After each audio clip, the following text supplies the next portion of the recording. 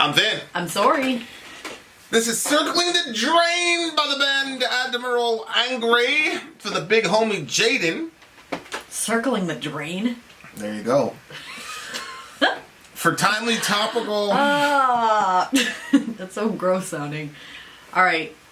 Our shower gets plugged so often in this apartment that it's actually a good thing if something is circling the drain because it's going down. I mean, that's because the girls will just not stop doing that nastiness. I don't believe that it's the girl's hair because I think it's the amount of soap that you use. I do think that if people pull the little hair catcher out, that's a problem. But anyway, you guys don't want to hear about our drain problems here. Time to topical political commentary. You can hit us up, speaking of circling the drain, you can hit us up in Middle America with Vin and Sori. Yep. There are multiple ways to get your song reviewed. Dear listener, my favorite is a community option. $1 at the gate gets you in a Patreon. If you want to go Ronin or the Filthy Capitalist angle, you can do what Jaden did. And $125 gets you straight to the head of the line. And then you do that 3 times, it butts you down to $75 rate. Having said that... Wait, did you see that? I told you about that one, right? The comment where the person was like, wow, they never respond in these comments. And then somebody was like, you know, they have 165,000 subscribers. What do you expect them to do? He expects us to respond specifically to his query. Okay, here we go.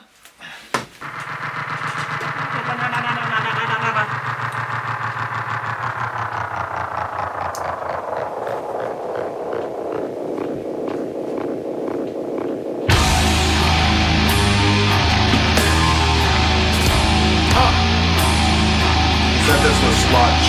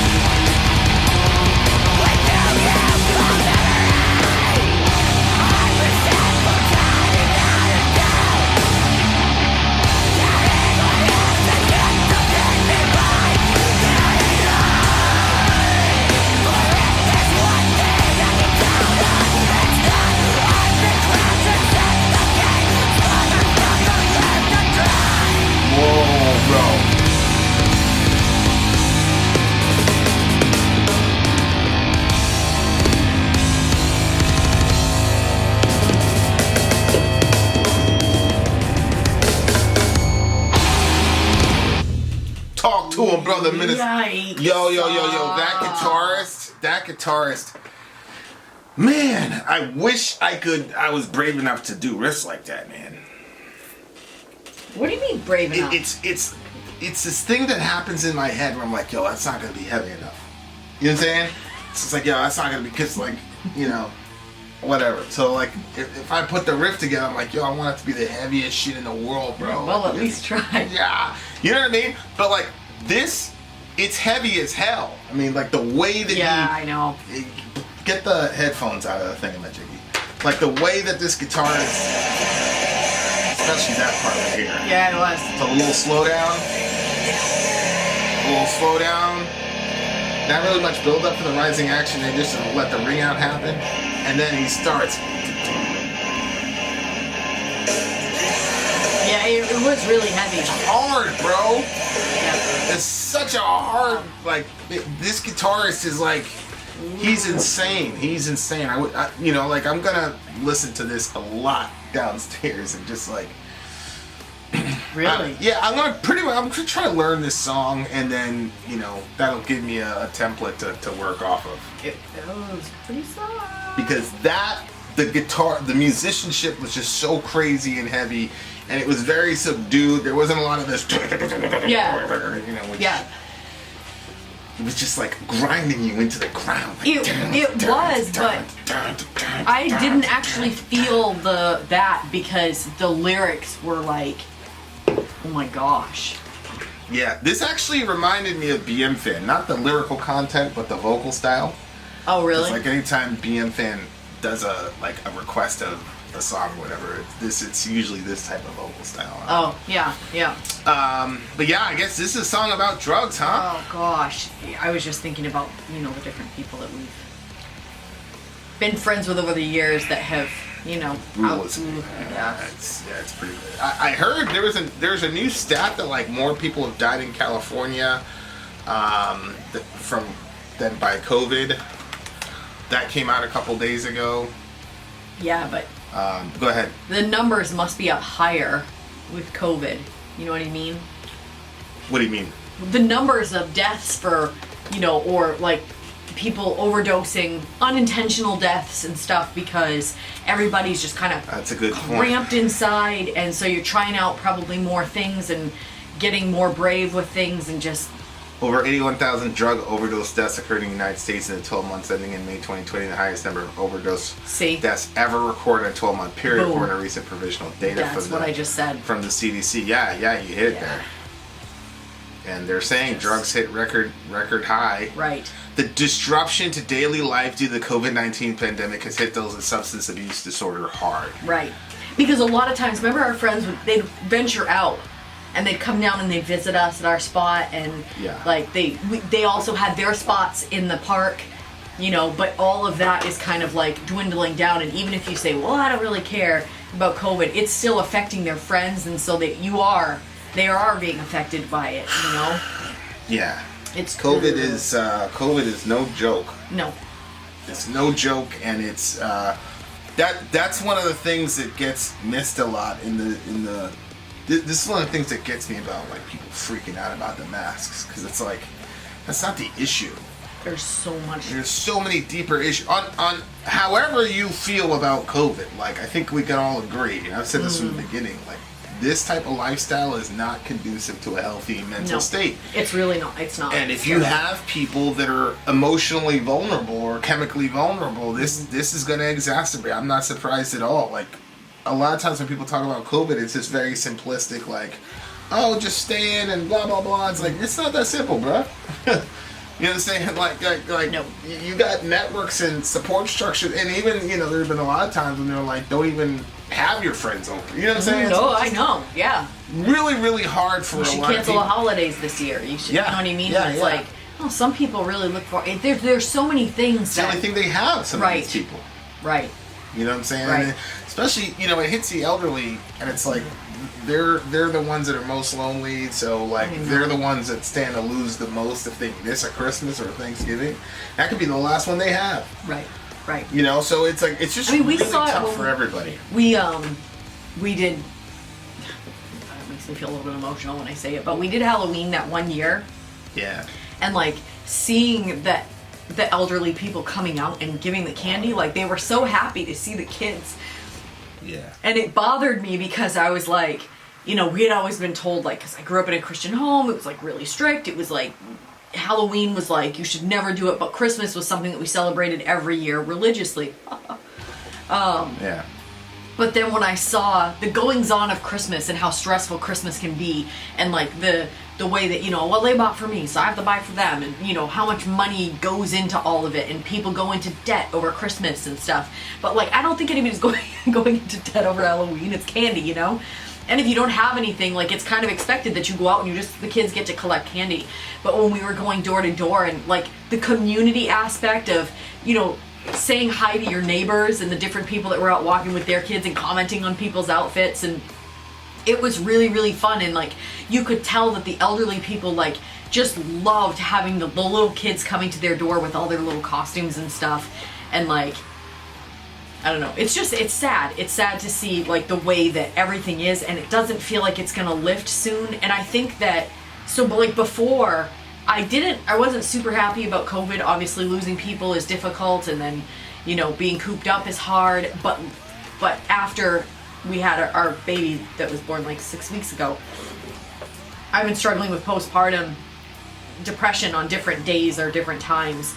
And like COVID coupling with that has been at some points felt very overwhelming to me, because I was like, okay, I just want to get out and go, but you can't get out and go do anything. What am I going to go out and take the chance that I'm going to catch something and bring it back to my infant? Like, so it gets me thinking about other people that like my stuff is stronger right now because I'm within the postpartum period, but like some people it's like every single day, and then dealing with that on top of it, it's just a lot. Yeah, it's really hard. And we have a big family. We've got 6 kids living in this house, so it's not like I have time to be lonely. But some people, they live by themselves. Yeah, it's brutal. You know, that's a lot of meals to eat by yourself. Yeah, I mean, it's really interesting because like he doesn't necessarily go into why he's doing all these hard drugs. He's just talking, you know, drug after drug over. I got blow, but decadence has me. Meth and Merlot impressing you is me in this powerless frenzy. So blow, I'm assuming, is cocaine. So decadence is like what happens. You live the rock star lifestyle. You get everything on 10. Alcohol, women, drugs, everything's on 10.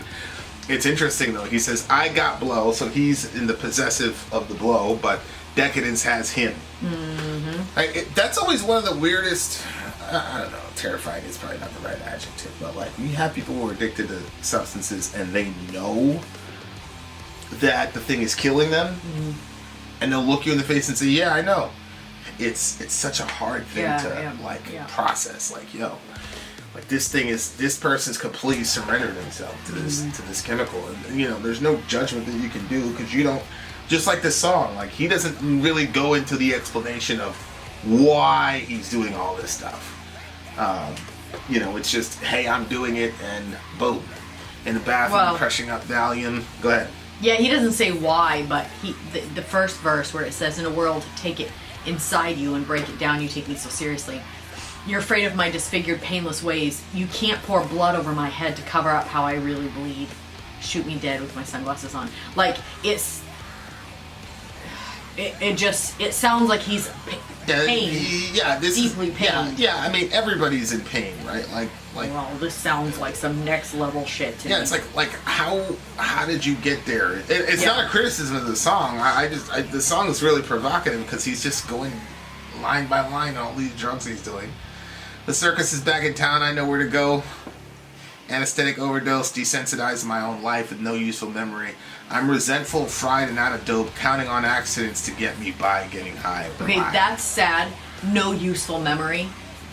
That's sad because it's like, okay, so every memory that you have is just, it's painful. It's not helpful to you, and you can't even think of something that would be useful, like whether it's information or something that you've learned or a happy time or nothing. Nothing's useful. All the memories that you have are bad, and you know, maybe leading him back to the drugs and stuff like that. That's not a good place to be in either.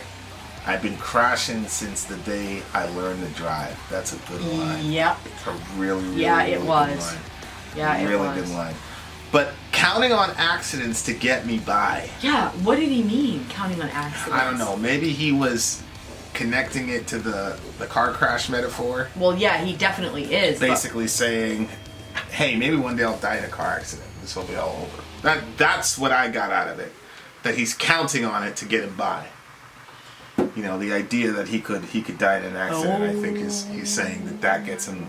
No, I don't think it's literally talking about a car accident. I think he's talking about, overdose accidents. Yeah, that could be it too. Yeah. And I think that when he says, I've been crashing since the day that he learned to drive, I think he's talking about since he first started using drugs. Yeah, it's a metaphor. Yeah, I think you're right, because the next line is getting high. Yeah. Counting on accidents to get me by. How? By getting high.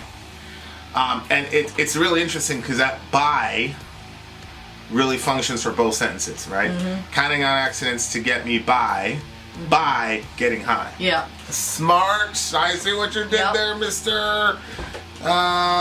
Admiral Angry. That's so smart. I love when writers do that. Yeah. Like, he did a really, really good job with that. Musically I loved it.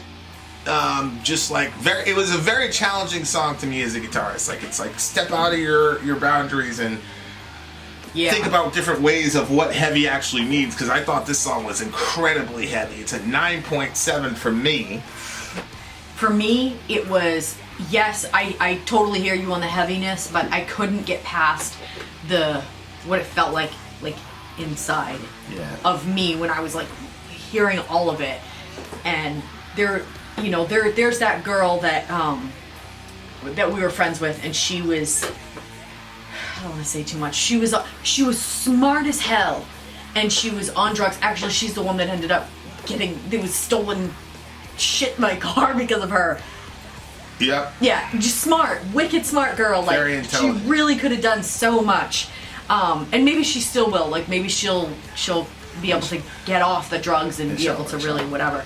But she had showed me this song, and it was about, there's a place, Gabinez or something like that. There's a place, I don't know if you know.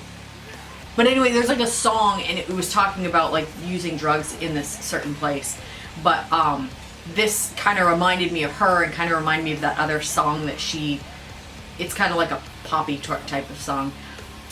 It just reminded me of all of that, and she would talk about wanting to escape all of that, but yet at the same time you could tell that she wasn't really ready to go through that struggle of actually leaving, because it's not easy to put that down and actually get the help that you need, because it's detoxing is no joke. You can't just detox in your back bedroom. You need to go get professional help a lot of times so they can actually slowly work you off of what you've been doing, especially if you're on lots of things.